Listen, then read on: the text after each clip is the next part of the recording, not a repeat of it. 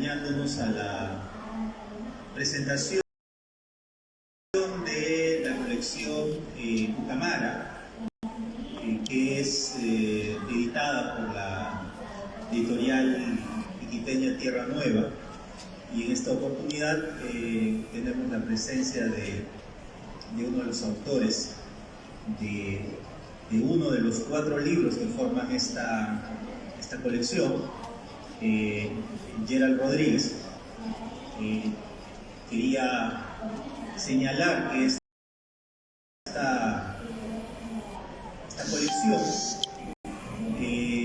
es una selección de 4 publicaciones vinculadas con un tema capital para el entendimiento de la Amazonía, como es el desarrollo, la construcción, en algunos casos también el origen mismo, un origen que tiene, según estos lazos, en varios momentos, orígenes ancestrales, pero al mismo tiempo las incertidumbres y las reflexiones respecto de la violencia, del origen de la violencia, de la construcción de la violencia, de las manifestaciones de violencia en nuestra Amazonía, y a partir de ahí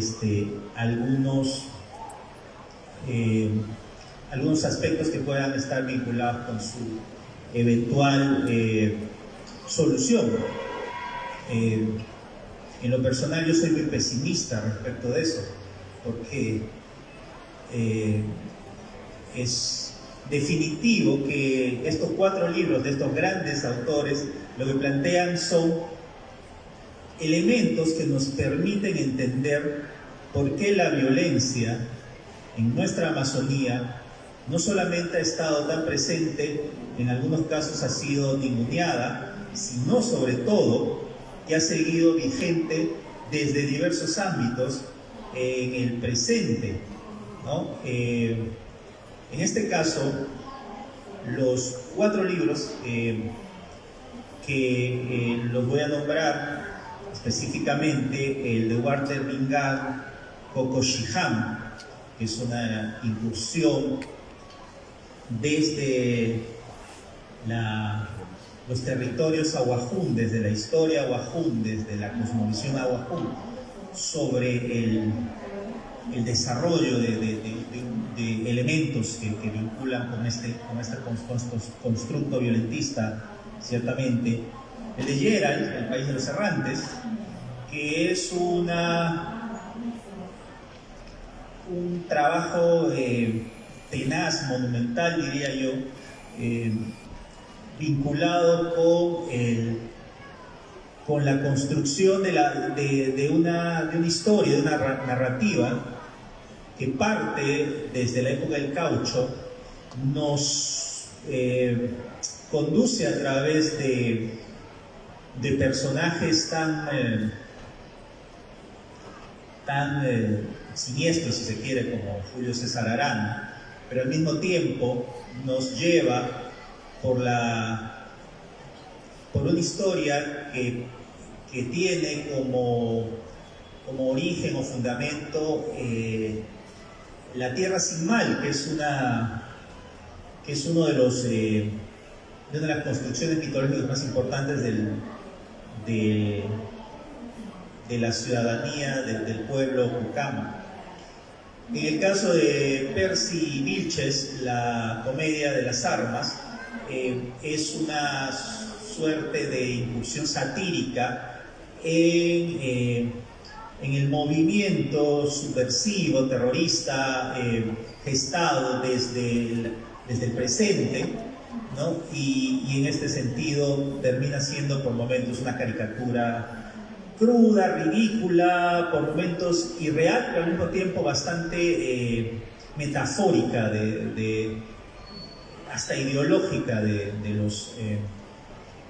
desarrollo de estos movimientos terroristas que asolaron en algún momento algunos espacios de la Amazonía. Y por otro lado, contra la barbarie de Jorge Nájar plantea desde el ensayo diversos movimientos vinculados con la gesta violentista, con el trabajo, con cómo la violencia se ha ido manifestando a través de la historia, ¿no? Disemina o diseca, si se quiere, como un gran entomógrafo, algunos mitos muy importantes de nuestra Amazonía: el mito El Dorado, Juan Santos Atahualpa, ¿no? La colonización, los espacios sagrados, el extractivismo, y además llega un momento en que nos enfrenta a temas cercanos o más bien recientes, como el Baguazo, ¿no? Del año 2009. En fin, en este sentido, desde la narrativa corta, desde la novela, desde el ensayo, tenemos este desarrollo con una temática, y yo quisiera presentar a Gerald Rodríguez, que es uno de los autores de esta colección, para que nos cuente un poquito sobre su novela El País de los Errantes, y luego vamos a hacer una suerte de diálogo en la medida que lo permite el tiempo, para ir apuntalando sobre el País de los Errantes y probablemente sobre algunos otros temas que están vinculados con la colección. Adelante, Gerald. Bueno, muy buenas tardes a todos, gracias por venir, gracias por estar acompañándonos en la presentación de esta serie. Bueno, El País de los Errantes es una novela, ¿no?, que está incluida en esta serie, la serie Ucamara, que busca de una manera reflejar el tema de la violencia visto desde la Amazonía hacia afuera, ¿no? Entonces, entiéndese primero que la novela es una novela espejo, ¿no? Una novela espejo que cuenta dos historias, tanto del pasado hacia el presente y del presente hacia el pasado. Dos momentos, ¿no?, que en un punto se encuentran para, digamos, estallar, ¿no?, por decirlo así, o romper cierta magia que se cuenta en la narrativa. Entonces,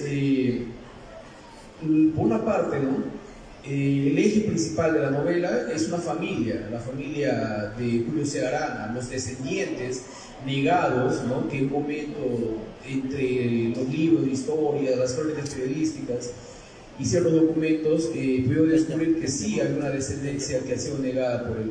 Esta descendencia, desde el imaginario y la ficción, deciden romper cierta maldición, ¿no?, cierta maldición por la cual viven ellos en 1992, y deciden traer el cuerpo de Julio Segarana desde Lima, que está acá en el espíritu de un maestro, y llevarlo hacia Iquitos, ¿no? Con eso, para romper cierta maldición, por haber muerto, por decirlo así, más de 30.000 indígenas en la época que él fue, ¿no?, un empresario exitoso en 1909. Entonces la historia por ahí se narra, ¿no?, del presente, y los personajes van viajando por la sierra y van viviendo, en cierto modo, la violencia que se vivió con el terrorismo y las otras violencias a través de la costa y la sierra.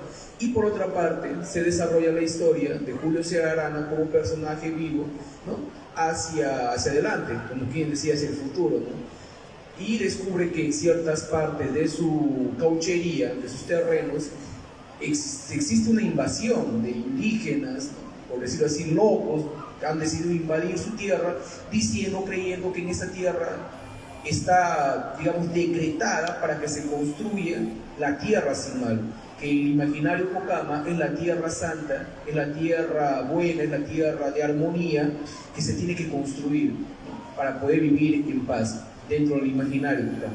Entonces hay un conflicto ahí, mientras que los otros personajes van yendo hacia 1909, de 1909 se va avanzando, ¿no?, hacia ese conflicto.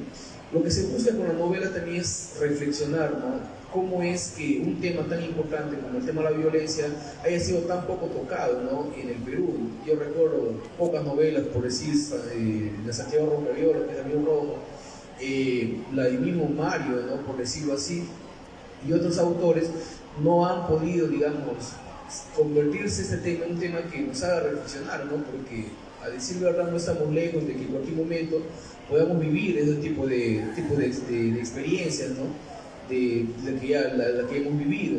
Entonces el Perú está atento de que pueda vivir siempre esto, ¿no? Y no solamente el tema del terrorismo, el tema de Julio César Arana, el tema de cauchería, ha sido un tema de que se ha esclavizado en pleno siglo XXI y en un país democrático, republicano, a personas que también eran parte del Perú. Y nadie dijo nada, inclusive Augusto B. Leguía sabía de estos tratos, ¿no? Porque la denuncia que se hizo antes que lo haga Benjamín Saldaña, que es un personaje de la novela, ya aparece en el periódico La Wilde en 1904 en Colombia. Entonces, en la República también salió una denuncia sobre esto.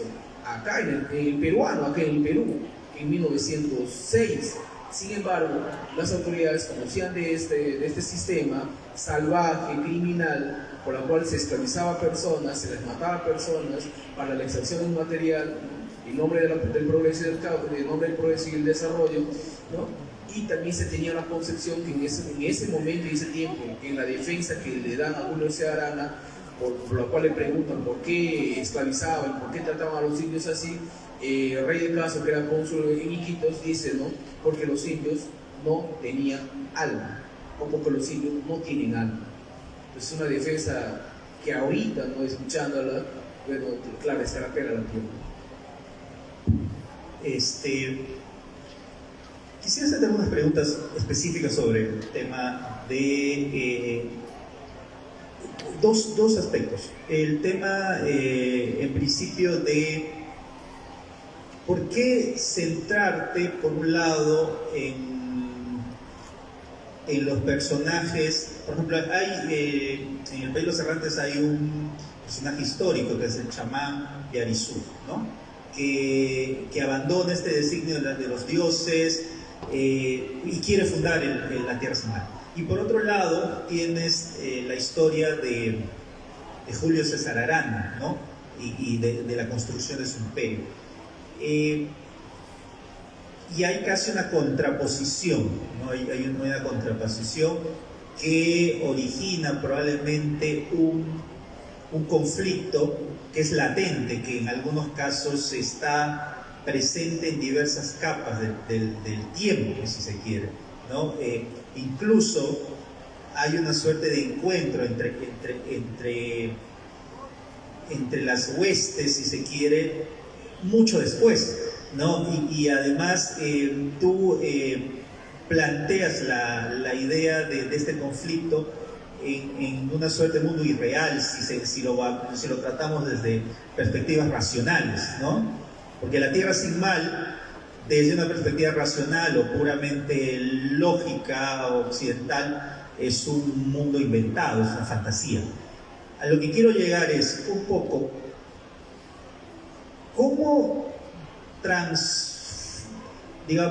trasladar esta narrativa del tiempo en la Amazonía y cómo plantear esta narrativa del tiempo en la Amazonía desde una perspectiva donde lo real y lo irreal conviven de modo a veces no solamente armónico, sino en algunos casos de modo, por decirlo así, invisible. Bueno, la historia de la narrativa amazónica es un poco compleja, ¿no? Cuando uno habla de narrativa amazónica, habla pues César Carlos de Araujo, habla de Arturo de Hernández, ¿no? Y por ahí un poco yendo más hacia atrás, de los poetas del Marañón, ¿no? De esos poetas que viajaron junto con Lope de Aguirre, aquel barco, escribiendo poemas, ¿no? Bueno, la narrativa amazónica, pienso que ahorita, en esos momentos, bueno, y quizás con la serie, con el proyecto que hace Tierra Nueva, está buscando tomar un nombre, ¿no? Está buscando construirse, está buscando darse una identidad, está buscando por fin darse una partida de nacimiento, porque a decir verdad no existe la gran literatura amazónica la cual nos podamos sentir orgullosos. Eso recién se está construyendo. Desde lo nacional, ¿no? Mario ha tentado por ahí escribir algunas historias sobre la Amazonía, pero cuando uno visita esos libros, uno que otros, por decir, el hablador tiene una gran diferencia con Porfirio del Celta, de su mirada de Mario, ¿no? Respecto a la Amazonía. Entonces, desde la Amazonía, las historias que se tienen que discutir, tienen que ponerse en la narrativa peruana, son justamente los temas por los cuales nos hemos identificado siempre, ¿no? ¿Por qué la Amazonía conserva de alguna manera este imaginario muy que no está contaminado de la iglesia, ¿no? De ningún tipo de religión, y es un imaginario sano.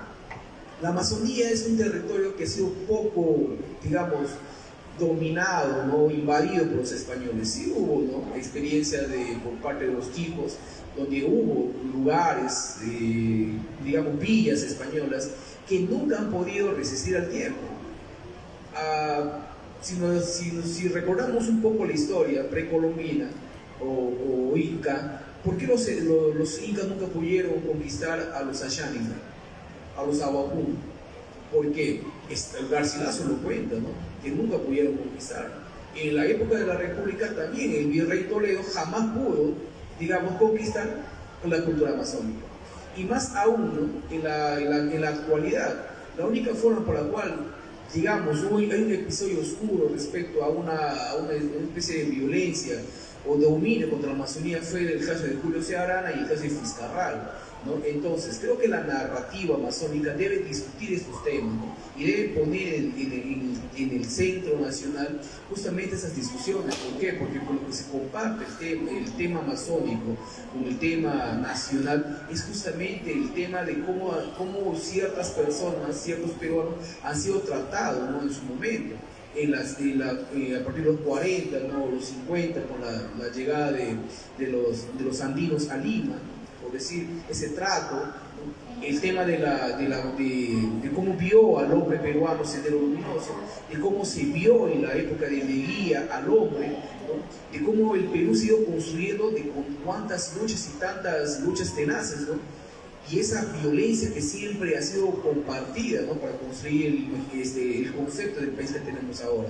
Entonces, desde la Amazonía, la narrativa amazónica, lo que está buscando ahora marcar y darse ya la partida de nacimiento es justamente a través de los temas, ¿no? Tanto Walter Lilla, Percy Vilches y Jorge Nájera, ¿no? Coinciden en el tema justamente de la novela de los Errantes para hablar de violencia. Y parece algo, no sea hasta algo imaginable, ¿no? Estamos sembrando el tema de violencia como la partida de nacimiento de nuestra propia narrativa, cuando de repente esto no se puede haber construido así en otros espacios, ¿no? Pero lastimosamente desde la Amazonía, para poder construir nuestra narrativa, hemos tenido que recurrir a la violencia, porque es algo que, bueno, en doble discusión, tanto por el lado narrativo, por el lado sociológico, estamos tomando el tema de la violencia como un tema muy importante, ¿no? Para discutir. El País de los Errantes es una ficción, pero está muy plagada de hechos vinculados con nuestra realidad amazónica. Y por lo que hemos conversado en algunas ocasiones, de hecho que el libro ya se ha presentado en algunos espacios, en La Habana, en Matanzas, en Cuba, en Barranca, en Trujillo. Esta es una presentación que se está haciendo por primera vez en la ciudad de Lima, en la Feria Internacional del Libro. ¿Cómo fue el proceso de construcción, de investigación, de elección de la narrativa del País de los Errantes? Reconstruir, ¿no? La historia amazónica es un trabajo tenaz, ¿no? Yo he tenido que estar buen tiempo, que es hace muchos años atrás, visitando, bueno, ¿no? Más que todo la Biblioteca Nacional y buscando libros de segunda en Amazonas para poder de una manera encontrar información, porque la información, bueno, además de la Biblioteca de Z que tenemos en Iquitos, la mayor información sobre la Amazonía está en la Biblioteca Nacional. Entonces es un tema que a mí sí me ha, bueno, ha sido un tema de decisión, ¿no? O lo hago yo o simplemente pues el proyecto iba a quedar. Entonces sí, he tenido que regirme mucho, inclusive llevar algunos diplomados en historia, ¿no? En algunas universidades para poder entender cómo es que la historia puede ser parte de la narrativa y parte de la literatura cuando esta nos sirve como un elemento para ficcionar, pero más que todo también para un elemento de reflexión. Tampoco quise hacer una novela didáctica, pero lo que sí he pretendido hacer es que por lo menos a partir de la novela el lector se permita ver las dos realidades que se viven también en el país, ¿no? Porque País de los Cervantes no solamente es una novela amazónica que habla de la Amazonía. He estado, la experiencia más cruda que tuve en mi vida es haber estado en Catamarca, haber podido visitar las fosas donde algún momento se han desenterrado cuerpos. Entonces, en ese contacto de la sierra con la selva, de la cual también habla un antropólogo, ¿no? Muy conocido en Quito, ¿no? El padre claro, Riga, ¿no? Habla de esa relación también que existe entre la Amazonía y la sierra, ¿no? Inclusive hace poco estuve en Trujillo tratando de comprender algunas cosas que había leído también anteriormente sobre la relación de la costa con la selva, ¿no? Los mochicas han estado muy cercanos a los ayánicas hace muchos siglos atrás, que algunos estudios recientes están dando, ¿no? Dar a entender que la conexión antiguamente de la época precolombina de la Amazonía con la costa y la sierra han sido conjuntas, ha sido una relación mutua, por la cual en la actualidad el Perú parece un país ahora pues casi hasta dividido, ¿no? Por las diferencias que siempre a veces nos marcan, ¿no? Por las cuestiones dialectales y esas cosas. Sin embargo, lo que busca el País de los Cervantes es justamente unificar, ¿no? La novela busca unificar las tres visiones, ¿no? Lo que en un momento se llamaba César Calvo, las tres mitades del Hino Mozo, ¿no? Busca unir las tres mitades y comprender al Perú desde la Amazonía, vista también desde la sierra y vista también desde la costa. Okay. Hablemos brevemente de algunos de los libros, o de los 3 libros restantes de la colección. En el caso de Coco Ham, de Walter Lippmann, hace también un poco, es interesante que en las tertulias literarias vamos manejando muchos temas y muchos tópicos. Y tú también has estado investigando el universo Awajún, ¿no? Un poco la historia de Coco Shihan como un brujo, un brujo que va planteando una construcción en un espacio donde hay olvido y hay discriminación, ¿no? ¿Cuán importante es la presencia de un personaje como Coco Shihan en un universo Awajún y en un universo que mira esta práctica y este espacio a veces con ojos de exotismo, de desprecio? ¿Cómo lo ves tú? Octavio Paz dice, ¿no? En El laberinto de la soledad, que el lenguaje no le hace a la poesía, es la poesía que le hace al lenguaje, que es la poesía primero sobre el lenguaje. Y cuando leí Coco Shihan, me pregunté 2 cosas bien importantes. ¿Es el mito que le hace a la narrativa o es la narrativa que le hace al mito en Coco Shihan? Coco Shihan es una novela que a mí me dejó muchas preguntas por el nivel por la cual cómo aborda Walter Lippmann el tema del mito, porque toda la novela es un mito, pero si uno cuando va leyendo el libro se va dando cuenta que el mito no se somete al lenguaje narrativo, sino que el mito por sí mismo busca una cierta independencia al contarse a sí mismo, no se rige a un lenguaje poético o a esas estrategias lingüísticas que algunos narradores utilizan, ¿no? Esos caminos cortos que algunos llaman. Lo que Walter Lippmann hace en esta novela es justamente dejar que el mito fluya sin tener mucha preocupación, estar muy sujeto al lenguaje, a la narración, y eso hace que la historia sea auténtica. Yo me podía atrever a decir que es la primera novela que leo, o no sé si en el Perú, que desde el mito busca de una manera narrarse con cierta independencia, y eso solamente a través de lo oral. Yo que escuché muchos mitos orales en diferentes lugares por donde he andado, se nota, ¿no? Que el uso del lenguaje no depende tanto, sino que la misma historia del mito se deja llevar por sí misma. Entonces, en esa tradición awajún por la cual se cuentan historias, Walter Lippmann aparece como uno de otros personajes, ¿no? De Carlos Fuentes, El secreto de Inés, que habla justamente, ¿no? Desde la primera aparición del hombre, ¿no? cómo es que se van contando las primeras historias. Entonces Walter usa este recurso, ¿no? Que ha sido muy, muy hábil para hacerlo, conociendo muy bien el mundo abajo, y bueno, que es muy complicado hacerlo, ¿no? Para cualquier escritor que quiera, bueno, introducirse en el tema del mito. Sí, y además es interesante cómo plantea algo que me parece brillante siempre en el tema de la narrativa masónica, ¿no? Cómo conciliar la oralidad con la escritura, ¿no? Cómo las historias orales se plantean desde una narrativa, si se quiere, más bien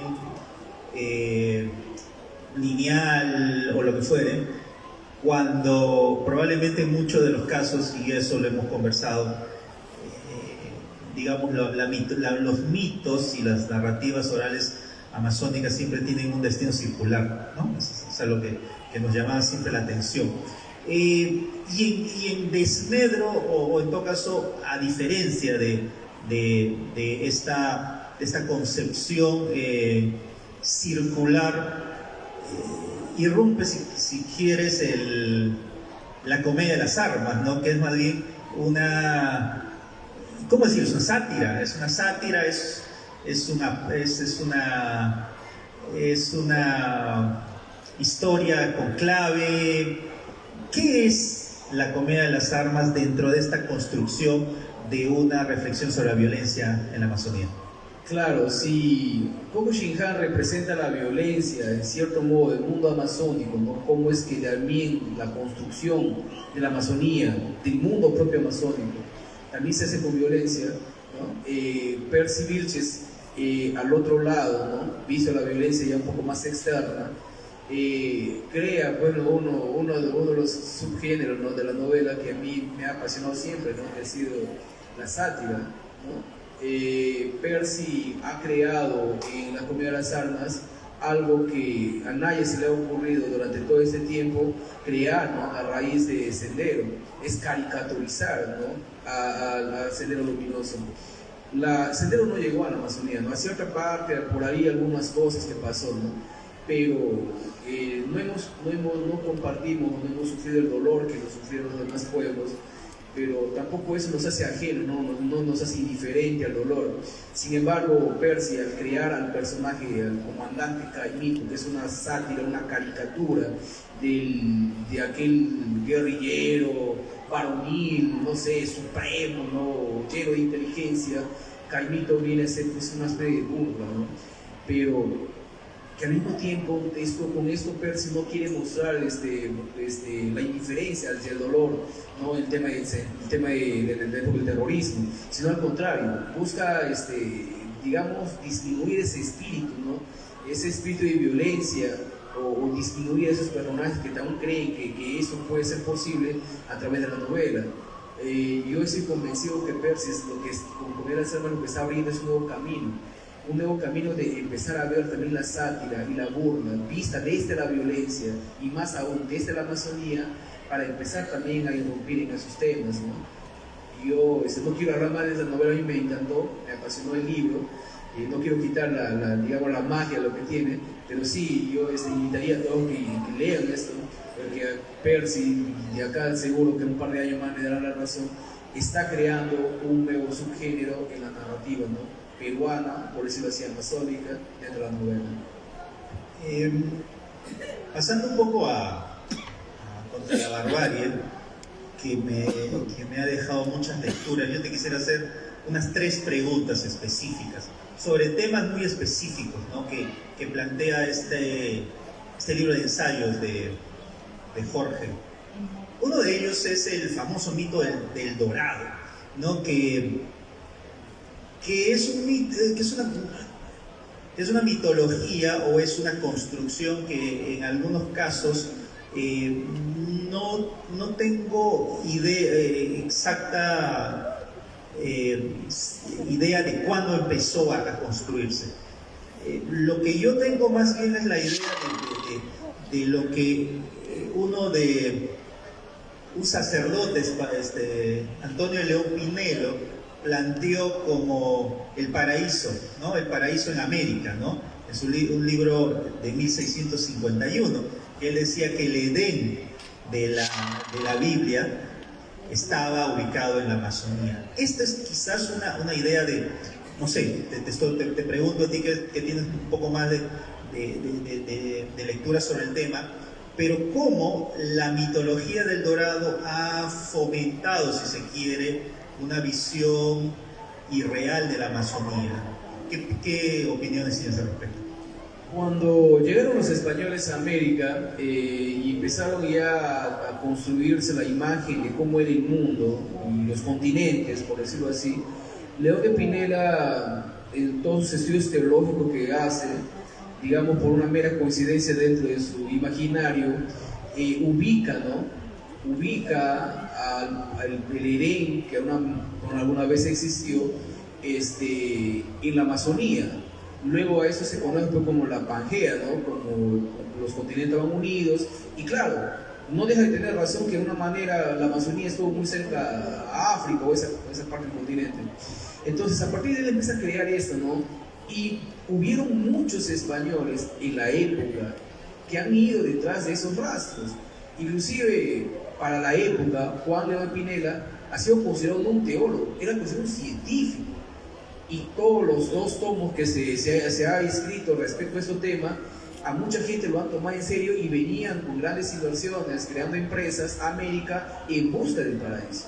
O sea, esto no es una anécdota, no es algo que sí ha sucedido en la historia del Perú. Y lo cuenta pues Porras Barrenechea, ¿no? En la historia del imaginario del Perú. Ahora, respecto al tema del Dorado, el registro más claro que se tiene de cómo es que aparece esta idea no es con Garcilaso, y eso María Roskorowski también lo desmiente, no es Garcilaso que habla de esto. La imagen del Dorado aparece primero registrado con el virrey de la Serna. El virrey de la Serna, el documento del libro de los Marañones, recibe a un indígena llevado por el fundador de Moyobamba, no recuerdo el nombre, Vázquez, de Pío Vázquez, lo lleva a un indígena ante el virrey porque poseía vestiduras y venía desde la selva y traía oro pues hasta las orejas, ¿no? Traía oro hasta los dientes y venía predicando este indígena diciendo que él conoce y sabe dónde queda la tierra del bien o del brillo o del dorado, ¿no? Pero él no se refería al dorado, al brillo, al oro, sino se refería más bien al bien, ¿no? Entonces de la Serna decide mandar una expedición y justamente hablamos del Villarizú, ¿no? Hablamos del chamán Villarizú que llega a la Serna y la Serna decide enviarle con una expedición, ¿no? Mandarlo a ver dónde queda esto. Entonces este señor ya metido como pez en el lago, en su mundo, que era la selva, decide juntarse con los motilones y deciden pues romper, ¿no? ¿no? con esta expedición y terminaron pues en guerra, ¿no? Entonces ahí muere ese mito que luego posteriormente ha ido alimentando. Y estamos hablando antes que Orellana y antes que López de Aguirre pues viajara por el Amazonas, ¿no? Y el Dorado además que ha motivado tanta mitología alrededor de esa mitología, ¿no? No solo pensando en Indiana Jones, en esta fantasía animada, etc. Y de hecho es interesante cómo se ha ido construyendo la imagen de una Amazonía desde estas perspectivas, ¿no? Que como tú señalas son construcciones probablemente de quienes las escribieron y que por esta cosa del destino se convirtieron en una verdad, ¿no? Llámala así, ¿no? Alguien me decía que la historia no son más que historias que se cuentan con repetición y que en algún momento llegan a tener legitimidad. Pero en ese sentido, pasando a un segundo tema que plantea Jorge en Contra la Barbarie, cuán importante, por un lado, y ¿Y cuán poco o cuánto de suficiente conocemos de la rebelión de Juan Santos Atahualpa? ¿Por qué es fundamental e importante para nuestra historia amazónica? Juan Santos Atahualpa justamente representa, ¿no?, en la historia de la Amazonía y del Perú esa primera rebelión, ¿no?, contra la iglesia, contra la religión, sino también contra la colonización, ¿no?, por parte de los españoles. Un curita que estudió, pues, no, teología, que es sacerdote y que empezaba a evangelizar, por decirlo así, un indígena, al ver el sufrimiento del pueblo, cómo eran sometidos, si eran colonizados, si eran evangelizados, que no eran de la buena manera, ¿no?, como siempre se... Juan Santos vio, ¿no?, la violencia con lo que se utilizaba para poder convertirlos, ¿no? Y todo el mundo sabe, pues, que no eran de buena manera esta conversión al catolicismo, ¿no? Entonces en un momento él decide, ¿no?, votar los votos, decide de seguir con el proyecto de evangelización y decide organizar, ¿no?, a los ayánicas para rebelarse contra el Estado colonial, ¿no?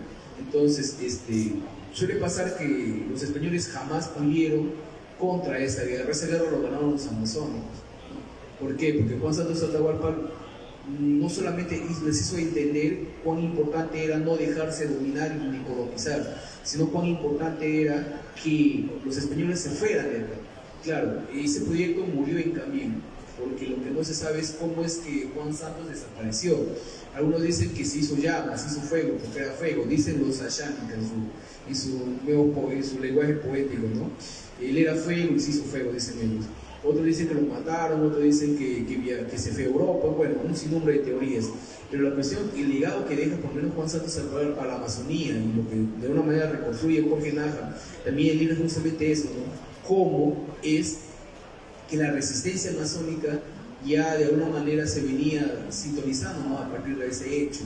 Cómo es que resistir ante ciertos fenómenos, ¿no?, ya sea de colonización, evangelización o conversión, para los amazónicos no es algo, digamos, que tengamos que aceptarlo, no es algo que está dentro de su concepto mental, aceptarlo por sí. Y eso ha creado, pues, el imaginario peruano, que los amazónicos no tenemos alma, que los amazónicos somos, no sé, ¿no? Necesitamos civilizarnos creyendo en Dios para poder ser vistos como civilizados.